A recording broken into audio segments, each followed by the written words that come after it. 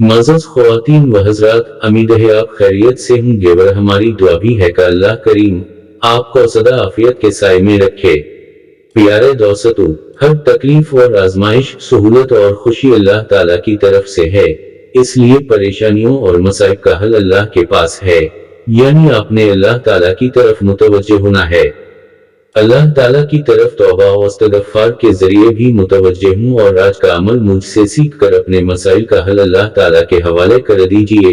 گویا اللہ تعالیٰ کو اپنے مسائل کے حل کا وکیل بنا دیجئے، یعنی اگر کوئی شخص کسی مصیبت یا پریشانی میں پڑ گئی ہے اور کسی طرح وہ مصیبت دور ہی نہیں ہوتی تو اللہ کے لیے یہ عمل کیا جائے جو آج میں آپ سب کو سکھا رہا ہوں۔ میں خود بھی یہ عمل کرتا ہوں، بزرگوں سے مجھے یہ عمل ملا ہے۔ یہ عمل کرنے کے بعد حق تعالیٰ سے امن و عافیت طلب کی جائے، انشاءاللہ چند روز میں آپ کی مصیبت پریشانی دور ہو جائے گی اور دل کو اطمینان حاصل ہو۔ بخاری شریف میں حضرت زید بن ثابت رضی اللہ عنہ سے مروی ہے کہ حضرت ابو بکر رضی اللہ عنہ نے میری طرف کہلاوا بھیجا کہ تم رسول اللہ صلی اللہ علیہ وسلم پر نازل کردہ وحی لکھا کرتے تھے، لہٰذا قرآنی آیات تلاش کرو۔ میں نے تلاش شروع کی تو مجھے ابو خزیمہ انصاری رضی اللہ عنہ کے پاس آخری 2 آیات جا ملیں، یعنی تحریری طور پر، جو ان کے علاوہ کسی اور کے پاس تحریری طور پر نہیں ملی تھیں۔ حضرت عمر رضی اللہ عنہ نے قرآن کو یکجا کرنے کا ارادہ کیا اور لوگوں سے فرمایا، جس نے رسول اللہ صلی اللہ علیہ وآلہ وسلم کے زمانہ میں قرآن کا کوئی حصہ سیکھا ہو وہ ہمارے پاس لے کر آ جائے۔ لوگوں نے قرآن مجید کی آیات کاغذوں پر، تختیوں پر اور درختوں کے پوسط پر لکھ رکھی تھیں۔ حکم کے مطابق لوگ آیات لانے لگے، لیکن آپ کسی کی لائی ہوئی کوئی آیت قبول نہیں کرتے تھے جب تک 2 شاہد شہادت نہیں دیتے تھے کہ یہ قرآن کی آیات ہیں اور رسول اللہ صلی اللہ علیہ وآلہ وسلم نے ان کی تعلیم دی تھی۔ آپ جمع ہی کر رہے تھے کہ آپ کو شہید کر دیا گیا۔ اس کے بعد حضرت عثمان بن عفان رضی اللہ عنہ آپ کی جگہ خلیفہ مقرر ہو گئے اور حضرت عثمان رضی اللہ عنہ نے فرمایا، جس کے پاس قرآن کا کوئی حصہ ہو وہ میرے پاس لے آئے۔ آپ بھی کوئی آیت بغیر 2 شاہدوں کے شہادت دیے قبول نہیں کرتے تھے۔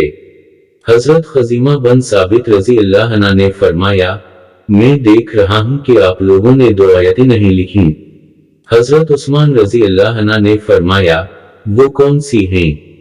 حضرت خزیمہ رضی اللہ عنہ نے فرمایا، میں نے رسول اللہ صلی اللہ علیہ وآلہ وسلم سے سورۃ توبہ کی آخری 2 آیتیں سیکھی تھیں۔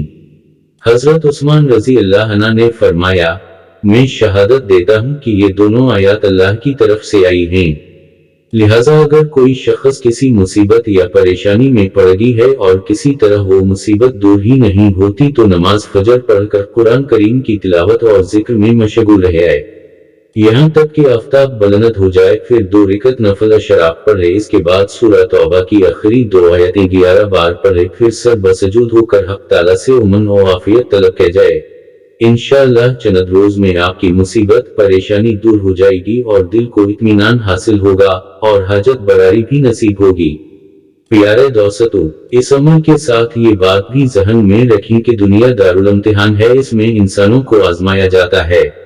آزمائش سے کسی مومن کو بھی آزادی نہیں، اسے اس جہاں میں طرح طرح کی مشکلات اور پریشانیوں کا سامنا کرنا پڑتا ہے۔ قسم قسم کے ہموم و غموم اس پر حملہ آور ہوتے ہیں، اور یہ تمام مصائب و آلام، بیماری اور تکالیف سب کچھ من جانب اللہ ہیں۔ اس پر ایمان یقین رکھنا ایک مومن کے عقیدے کا حصہ ہے، کیونکہ اچھی اور بری تقدیر کا مالک و مختار صرف اللہ کی ذات ہے۔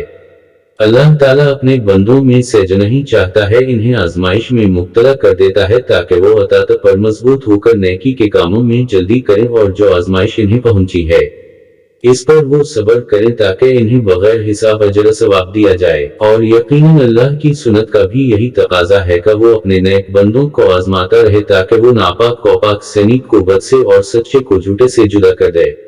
لیکن جہاں تک ان کے اسباب کا تعلق ہے تو وہ سراسر انسان کے اپنے کیے دھرے کا نتیجہ سمجھنا چاہے۔ دنیا میں غم و مسرت اور رنج و راحت جوڑا جوڑا ہیں، ان دونوں موقعوں پر انسان کو ضبط نفس اور اپنے آپ پر قابو پانے کی ضرورت ہے، یعنی نفس پر اتنا قابو ہو کہ مسرت و خوشی کے نشہ میں اس میں فخر و غرور پیدا نہ ہو اور غم و تکلیف میں وہ اداس اور بدل نہ ہو۔ दुनियावी जिंदगी के अंदर इंसान को पहुंचने वाली तकालीफ में काफिर और मोमिन दोनों बराबर हैं, मगर मोमिन इस लिहाज से काफिर से मुमताज है का वो इस तकलीफ पर सब्र करके अल्लाह ताला के अजर व सवाब और इसके करब का हकदार बन जाता है। और हालात वाक़यात इस हकीकत पर शाहिद हैं कि मोमिनों को पहुंचने वाली सख्तियां, तकलीफें और परेशानियां और नौयत की होती ही, जबकि काफिरों को पहुंचने वाली सख्तियां, तकलीफें और परेशानियां और नौयत की होती हैं। मसाइब, मुश्किलात, परेशानियों और गमों के इलाज और इनसे निजात से मतलब कई कुतुब छप चुकी हैं। हर एक किताब की अपनी इफादियत है, लेकिन कुरान करीम को पढ़ें, समझें और अमल करें तो यही सबक मिलता है कि इंसान पर आने वाली मुसीबतें इसके अमाल का किया धरा हैं। रब्बुल आलमीन तो बेपनाह रहम फरमाते हैं, खालिक कायनात तो बार बार बख्शिते हैं। बस मरीजों को कुरानी आयात, दुआएं और रूहानी तरीका इलाज की तरफ जरूर राग़िब होना चाहिए, क्योंकि किसी भी बीमारी में बहाली के लिए कुरान की तिलावत, अहादीस का मुतालिया और दुआएं निहायत अहम किरदार अदा करती हैं। बहरहाल ईमान कमजोर न होने दीजिए, अल्लाह ताला से ताल्लुक कायम करने की जरूरत है।